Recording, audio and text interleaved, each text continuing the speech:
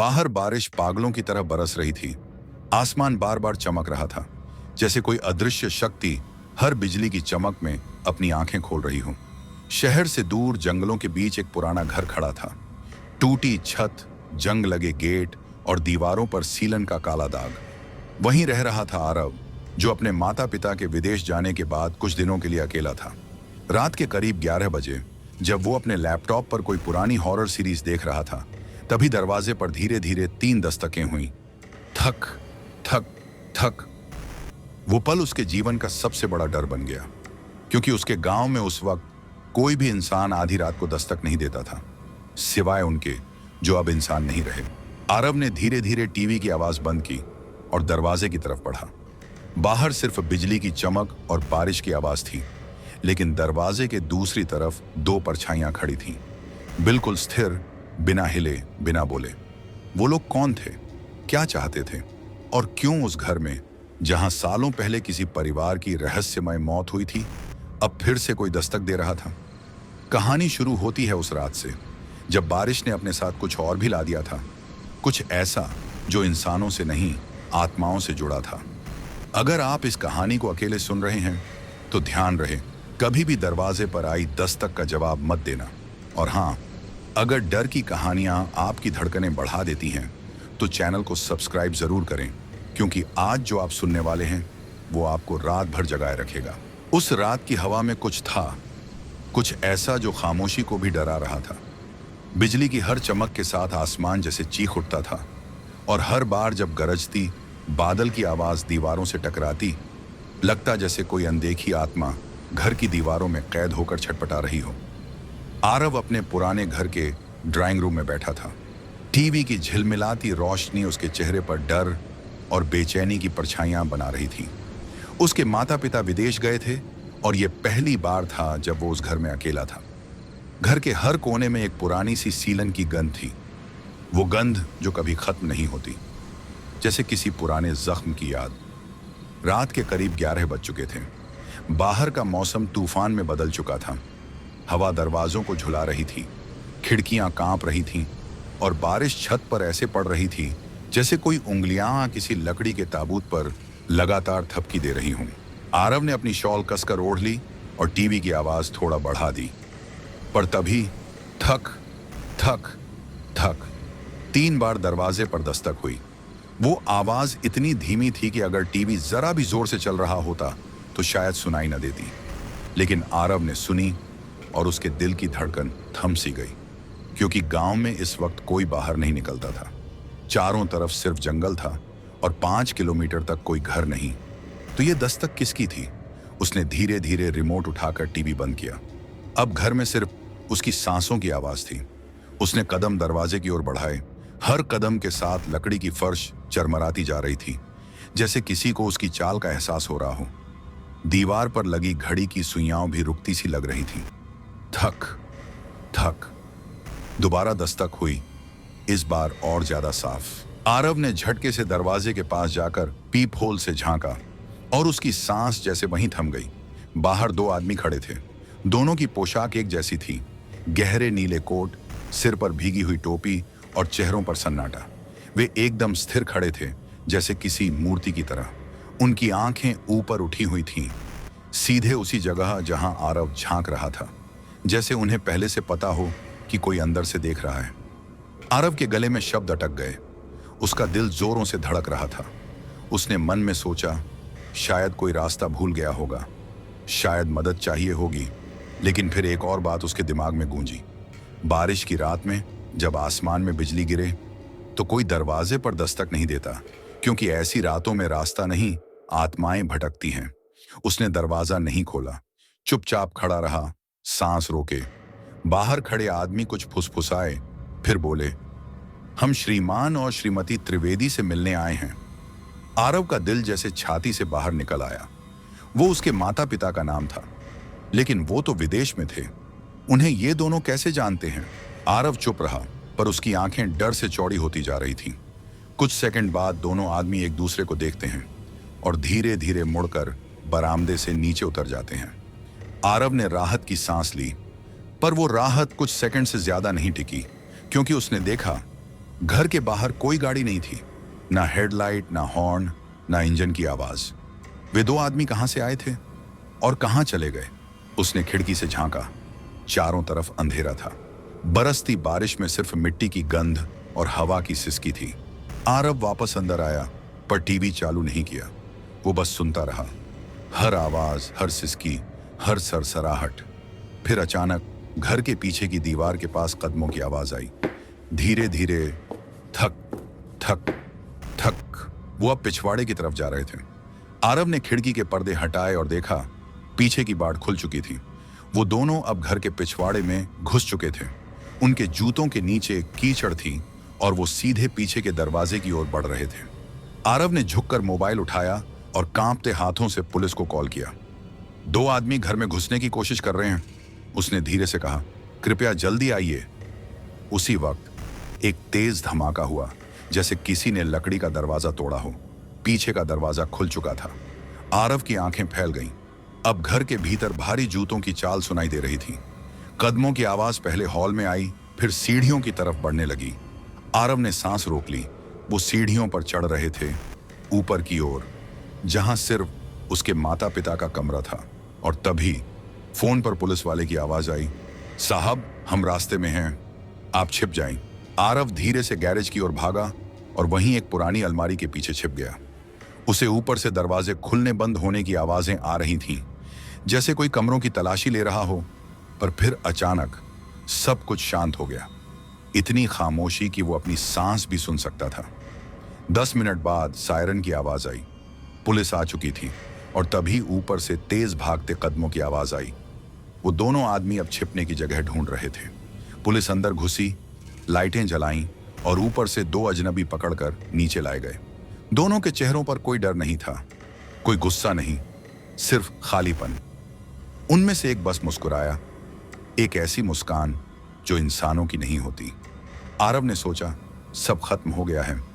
पर वो नहीं जानता था कि ये तो सिर्फ शुरुआत थी, क्योंकि जिन दो लोगों को पुलिस ले गई थी, उनके चेहरे पहचान में नहीं आए, उनकी उंगलियों पर चमड़ी नहीं थी। और अगले ही दिन पुलिस स्टेशन से दोनों गायब हो गए। बारिश थम चुकी थी, मगर उस घर की हवा में अब भी एक अजीब सी नमी तैर रही थी, जैसे दीवारें खुद पसीने में डूबी हों या फिर खून में। पुलिस के जाने के बाद आरव ने सोचा था कि सब कुछ खत्म हो गया। वो दोनों आदमी पकड़े जा चुके थे, या कम से कम उसे यही बताया गया था। लेकिन रात की खामोशी में कुछ ऐसा था जो उसे बार बार याद दिला रहा था कि वो अभी भी अकेला नहीं है। सुबह के समय तक घर पूरी तरह शांत रहा, मगर उस खामोशी में भी कुछ ऐसा था जो सामान्य नहीं था, जैसे कोई दीवार के अंदर सांस ले रहा हो या जैसे किसी पुराने कमरे में कोई अदृश्य व्यक्ति चल रहा हो। आरव ने पूरे घर की तलाशी ली। हर कमरा, हर खिड़की, हर कोना, सब ठीक था, पर फिर भी कुछ ठीक नहीं था। रात आई और अंधेरा जैसे किसी पुराने पाप की तरह घर पर फैल गया। आरव ने अपने कमरे की लाइटें बंद की और बिस्तर पर लेट गया। वो थक चुका था, मानसिक रूप से और भावनात्मक रूप से भी। लेकिन जब उसने आंखें बंद की, तभी दीवार के पीछे से फुसफुसाहटें सुनाई दी।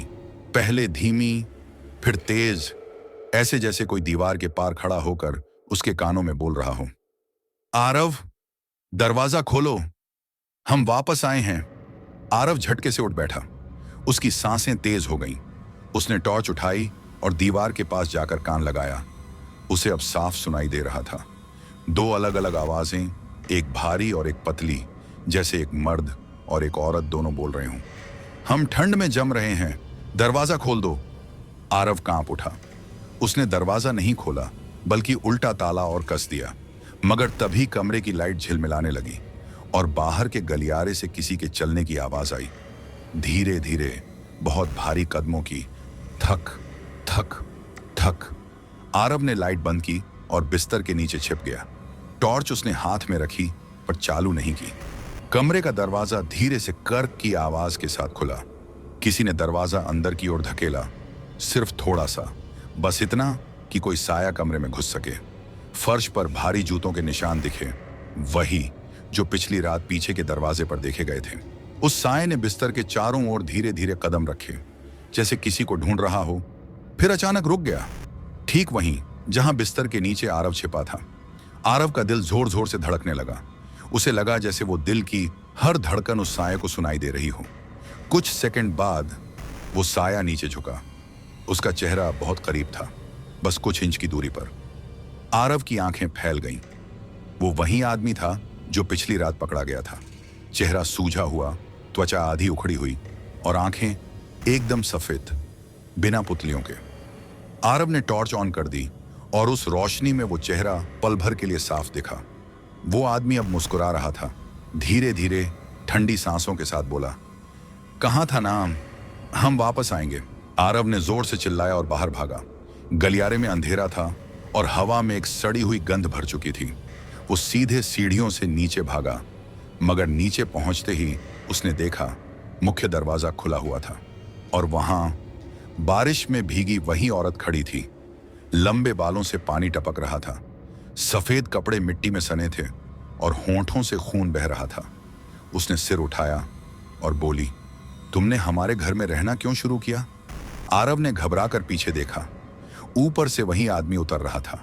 अब दोनों उसके सामने थे, एक ऊपर एक नीचे और उनके बीच में वो अकेला। वो चिल्लाया, तुम लोग कौन हो? क्या चाहते हो मुझसे? औरत मुस्कुराई, हम सिर्फ अपना घर वापस चाहते हैं। तुम यहां आकर हमारे सुकून में दखल दे बैठे हो।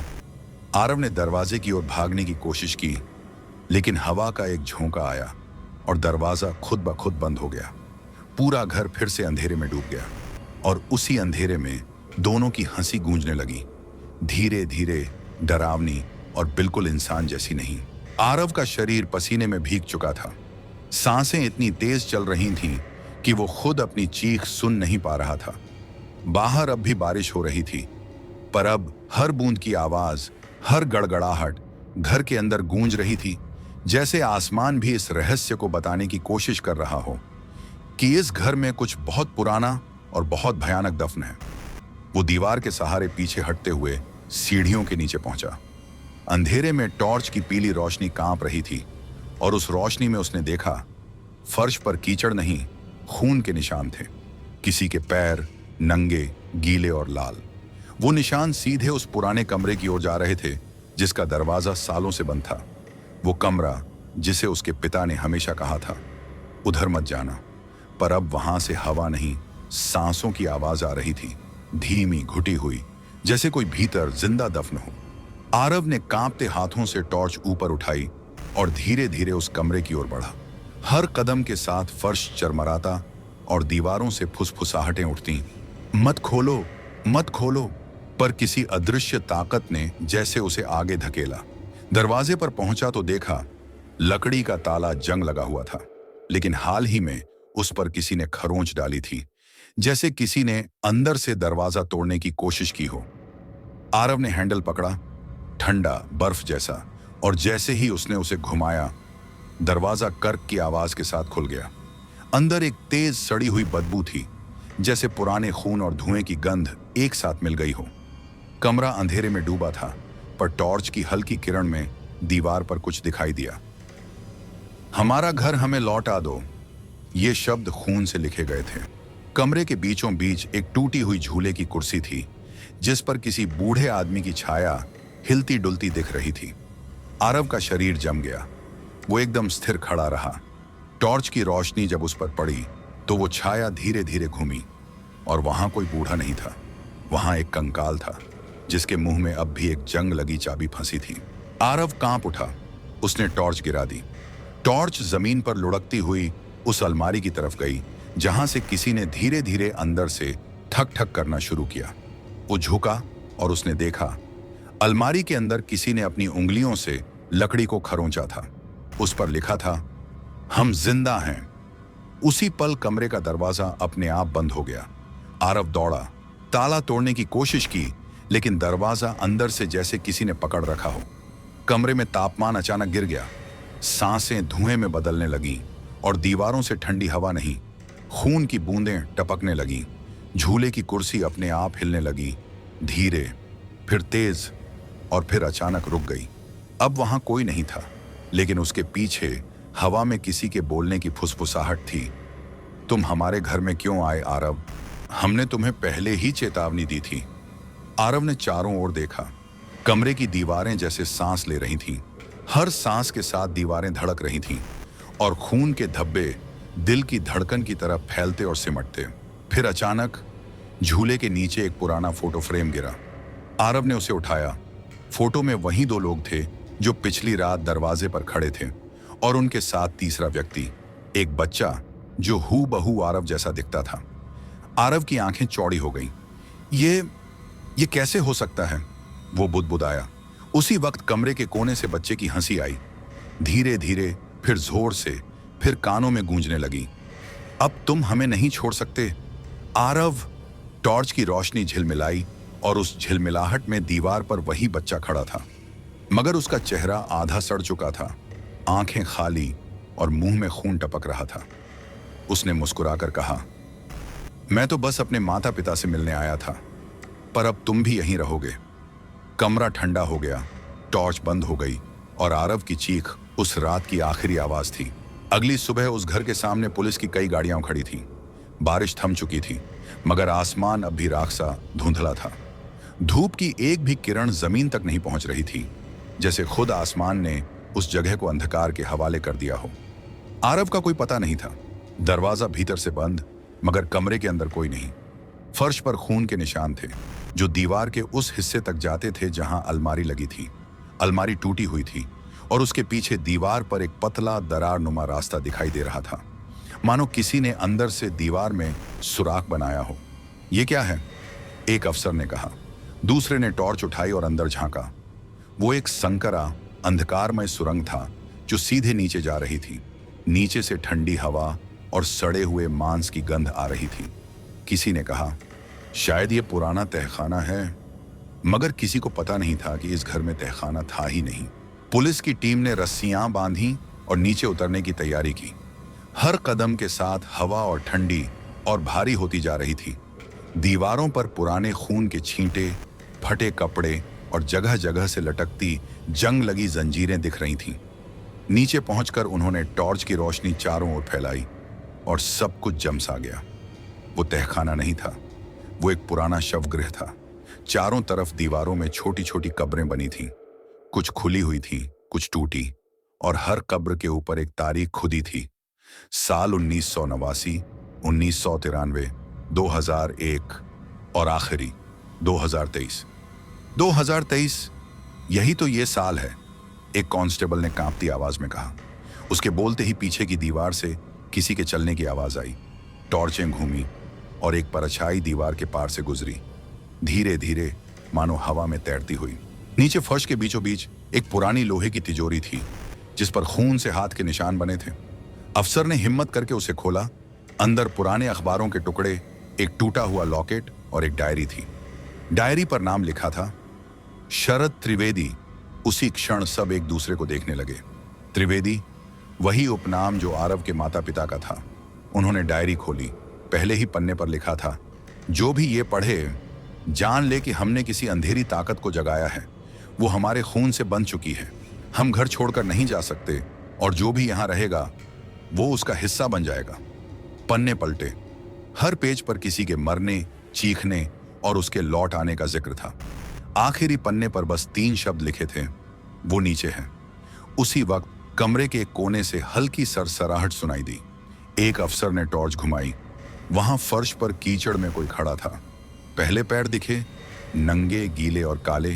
फिर धीरे धीरे ऊपर तक वो साया साफ हुआ, आरव। पर वो अब इंसान नहीं लग रहा था। उसकी आंखें पूरी सफेद थीं, चेहरा धूसर पड़ चुका था और होंठों से खून बह रहा था। वो धीरे धीरे बोला, तुम्हें नीचे नहीं आना चाहिए था। पुलिस वाले पीछे हटे। किसी ने गोली चलाई, पर आरव वहीं खड़ा रहा। गोली दीवार से टकराकर गूंज गई और उसी गूंज के साथ दीवारें हिलने लगीं। तहखाने की दीवारों से हाथ निकलने लगे, सैकड़ों पुराने सड़े हुए हाथ जो बाहर आने को बेताब थे। कब्रें टूटने लगीं, जंजीरें गिरने लगीं। हर दीवार से आवाजें आईं, हमें बाहर निकालो, हम जिंदा हैं, वो हमें बांध कर गया है। टॉर्चें झिलमिलाईं, बिजली चली गई और अंधेरे में सिर्फ चीखें रह गईं। जब सुबह हुई तो तहखाना खाली था। न आरव, न पुलिस, न किसी का नामो निशान। सिर्फ एक चीज पाई गई, वो डायरी और उसके पास जमीन पर खून से लिखा हुआ एक वाक्य, अब ये घर फिर से उसका है। उस सुबह के बाद किसी ने भी उस घर के पास जाने की हिम्मत नहीं की। गांव वालों ने कहा, रात को वहां से अब भी चीखें और लोहे की जंजीरों की खनक सुनाई देती है। कई लोगों ने दावा किया कि उन्होंने बरामदे पर किसी युवक को खड़े देखा है, जिसका चेहरा बिल्कुल आरब जैसा है, मगर आंखें एकदम सफेद। पुलिस की रिपोर्ट में बस इतना लिखा था, 4 अफसर और एक युवक लापता, कारण अज्ञात। उसके बाद केस बंद कर दिया गया। कोई तहखाना नहीं मिला, कोई शव नहीं मिला और उस घर की जमीन बाद में सीमेंट से पाट दी गई। लेकिन कुछ बातें दबाई नहीं जा सकती। उसके कुछ हफ्तों बाद एक नए बिल्डर ने वो जमीन खरीदी। वो वहां नया मकान बनवाना चाहता था, मगर जिस दिन मजदूरों ने पहली बार मिट्टी खोदी, एक मजदूर चिल्लाया, साहब नीचे कोई है। जब मिट्टी हटाई गई तो नीचे एक पुराना लोहे का दरवाजा मिला, वही जो डायरी में लिखा था। वो नीचे है। बिल्डर ने डरते हुए कहा, बंद कर दो इसे, सीमेंट डाल दो। मगर जैसे ही पहला बाल्टी सीमेंट उसमें डाली गई, उस दरवाजे के भीतर से किसी के चीखने की आवाज आई। सब भाग गए और उस जमीन पर फिर कभी कुछ नहीं बना। आज भी जब बारिश की रातों में उस जगह के पास से गुजरो तो बिजली की चमक में एक छाया दिखाई देती है। भीगी दीवार के सहारे खड़ा एक युवक जो धीरे से मुस्कुराकर कहता है, तुम्हें नीचे नहीं आना चाहिए था। फिर हवा चलती है और वो गायब हो जाता है। सिर्फ पीछे रह जाती है मिट्टी पर 2 गीले पद चिन्ह, जो धीरे धीरे खून में बदल जाते हैं। हर घर का अपना अतीत होता है और कुछ दरवाजे ऐसे होते हैं जिन्हें बंद ही रहने देना चाहिए, क्योंकि एक बार अगर नीचे से किसी ने जवाब दे दिया तो फिर ऊपर कोई जिंदा नहीं रहता। अगर आप ये कहानी रात में अकेले सुन रहे हैं तो बस याद रखिए, कहीं कोई दरवाजा खुद से खुलने लगे तो मत देखना पीछे, क्योंकि शायद वो आरव नहीं बल्कि वो है जो नीचे से लौट आया है।